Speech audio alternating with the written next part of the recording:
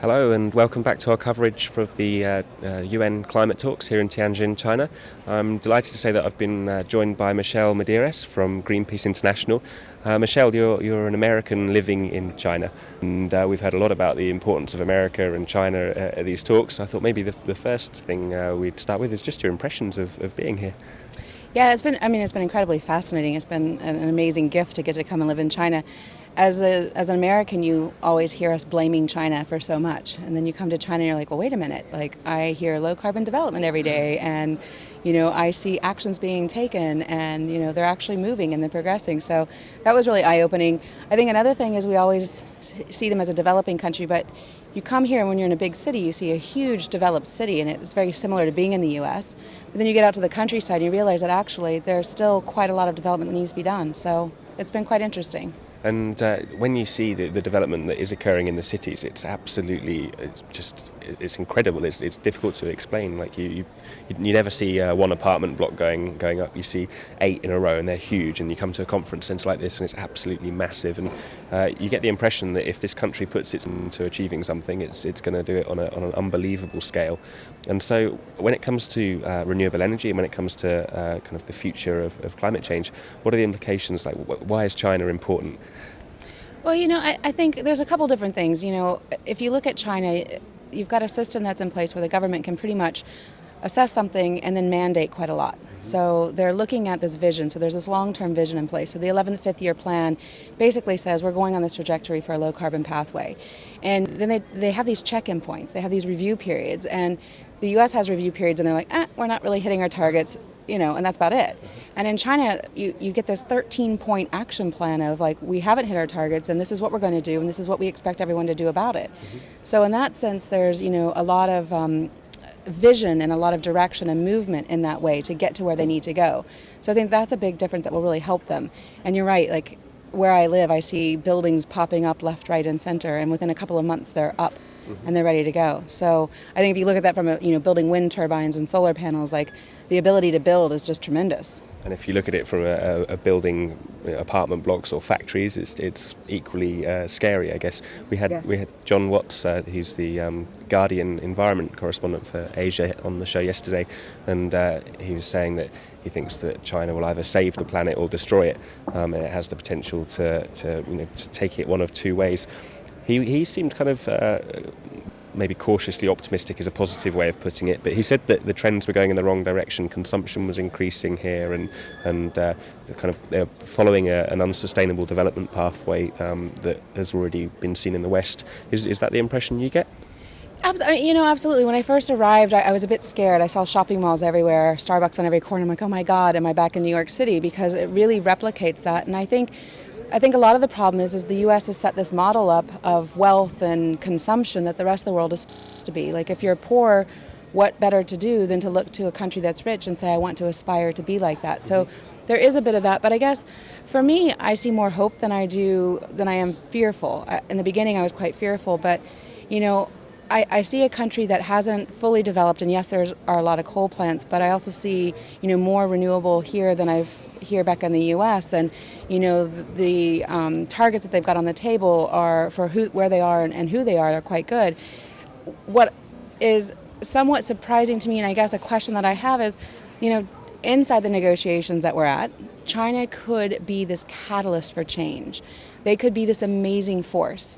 All they have to do is come in and say, you know what, here's all this domestic action that we're doing, and they put it on the table. And that would shut the U.S. up, because I think the U.S. is putting it all back to China, but in reality they're hiding behind China. So, yes, China is a developing country, but they're emerging and they're moving fast. So they could easily just completely turn everything around. So there's kind of this thing out there that you really kind of have hope that China might actually take the role of the hero and bypass the U.S. in that leadership role. I hope I see that, but so far we haven't. But then you have to look at Chinese culture, which I've been learning a lot about. You can assume a lot of things, but until you've lived here, no matter how much you've read or how much you've seen on TV, you just don't know what it's like to live in China. And there is a huge 5,000 years of culture that you're working with here. That's not an easy thing to overcome. And what is the kind of social and cultural kind of factors that are influencing China's approach to climate change? Yeah, I think I mean, one of the biggest virtues in China is kind of a modesty and a humbleness. And, you know, I have staff that I see, and they're often very self-critical, and they don't want to be praise makes them shy or embarrassed even. They don't want to have praise. So in some ways, they step backwards away from that. So if China were to come in and be this hero and the world were to recognize that, there's a bit of that kind of not wanting to step up and be too much in the forefront. So you have to think about what that means. It's not easy to overcome so much history and so many of the virtues and values that you have. I mean, the U.S., we're, a couple of 100 years old. So we do have our own set, but we're an amalgamation of multiple countries, so you don't have that kind of rooted history. So I think that's one of the biggest things that I see is this kind of, you don't crow about what you do here. It's interesting, I noticed you mentioned the word fear earlier, and the fact that often abroad China is perceived as this kind of quite a scary prospect, this massive country with a booming economy. Speaking to somebody earlier in the corridors and asking her why she felt that China wasn't getting its message across, and she said, well, like about 40% of our government or 50% of our government is made up of scientists or engineers, or maybe it's an even higher number. She said if you go to America, it's made up of kind of social scientists and people who are much more focused on communicating. Is that a factor? Why isn't China kind of winning over the media, especially in the West? You know, why is it kind of perceived as this bad boy? Is there any truth in this? There is definitely some truth, but again, I've been trying to peel that back as well, and looking at the role that NGOs could play, and I think the role that NGOs play in other parts of the world, and in Europe and in America, you have NGOs that can help push and advise and guide and lead and show, but there's still this hesitancy between the government and NGOs, and giving them that ability to say, wait a minute, we can actually be part of the PR here. We can help you. We can help push this forward and show the good stuff that's back home. I mean, there's got to be a fear of letting go of control. I mean, let's be real. We're living in a country where the government has complete control, and so if you look at how you might fear that letting go, for me, the climate talks are so interesting because we're talking about a fundamental paradigm shift of the way society operates. And China is just as scared as the U.S., as the EU, as the UK, as any other country or continent in the world, because they have to fundamentally change the way that they're working, and that's the scary thing. So I think that there's a bit of fear about that change and what that means to them and how they're going to run and what their position is in the world and how it's all going to affect them. So what's going on in these talks then? You have China and the US both coming under fire from various people.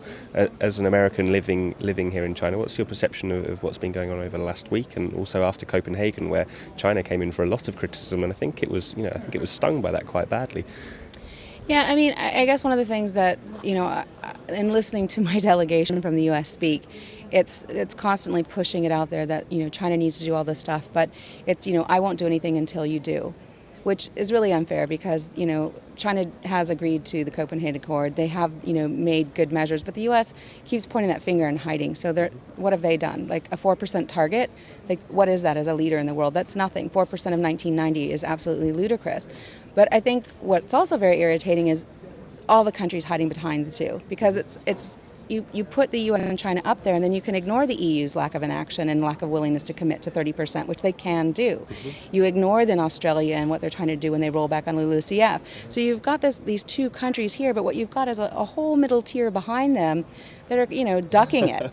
and what we were thinking today is every country has a role to play. Every one of us can bring a gift into these negotiations. But we're not doing it. So yes, U.S. and China have the ability to change things fundamentally, but there's a lot of other countries in this negotiation that could change as well. And so what role can civil society play? We keep coming back to this question whenever we cover these talks. Like, what can people do? In the US, we interviewed some activists from the US and China earlier in the week, and they were talking about different styles of activism in their country. But I guess it's pretty different, the answer to that question in China versus maybe Western Europe or America. So what should people at home watching in America be doing, and how does activism in China play out as well? I mean, it's funny because this week we were working with Tick Tick Tick to do this great wall, this great climate wall, and the whole theme that we've brought forward is, I will act on climate change, will you? And we use this Chinese symbol, which is with collective will, we can win anything. And I think that that's what it is. It's like, yes, these negotiators are stuck. Yes, we don't have the political will to move forward, but if individuals have the willingness to change, we can.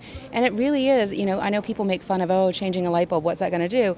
But if every day and every month we make a personal commitment to change our lifestyle, if we make a personal commitment to educate the person next door to show that climate change is real, if we do these small things, if we choose renewable energy versus coal, if we stand out against a coal plant, if we have that, that gift of having that kind of freedom, those are the things we can do. In China, there are 404 million people online, and it's an active online community.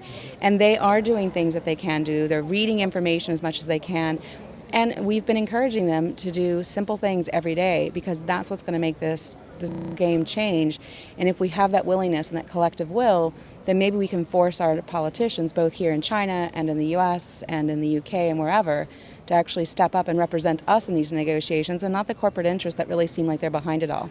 And what's it like being a Greenpeace activist in China? Because back in the UK, I associate Greenpeace with scaling power stations and dangling outside government buildings with big flags and leading huge protests. I guess your activities in China must be slightly different.